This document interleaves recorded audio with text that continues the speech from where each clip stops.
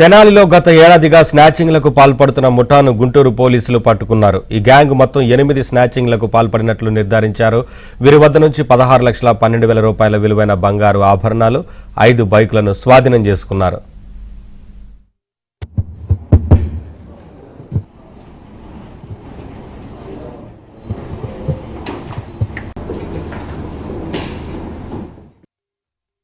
మనకి Tenali sub division limits లో 2024-2025 జరిగిన స్నాచింగ్ కేసెస్ నుంచి ఒక స్నాచింగ్ గ్యాంగ్ ని మనం అరెస్ట్ చేయడం జరిగింది.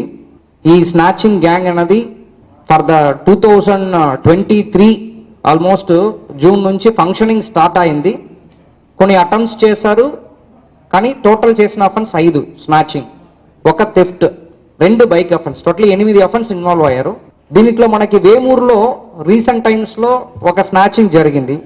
దాంట్లో ఒక చిన్న క్లూ, అది కూడా మెయిన్ సీసీటీవీ కెమెరా ద్వారానే చిన్న క్లూ దొరికింది. వేమూరు జరిగిన ఆ క్లూ నుంచి మనము ఈ గ్యాంగ్ని మనం ఐడెంటిఫై చేయడం జరిగింది. దీంట్లో టోటల్లీ 162 గ్రామ్స్ అఫెన్స్లో ఏమి ఇన్వాల్వ్ అయిందో ఇదన్నీ కూడా టోటల్గా రికవర్ చేయడం జరిగింది. 2 బైక్ దేనిట్లో అఫెన్స్కి యూజ్ చేశారో దాన్ని కూడా సీజ్ చేయడం జరిగింది.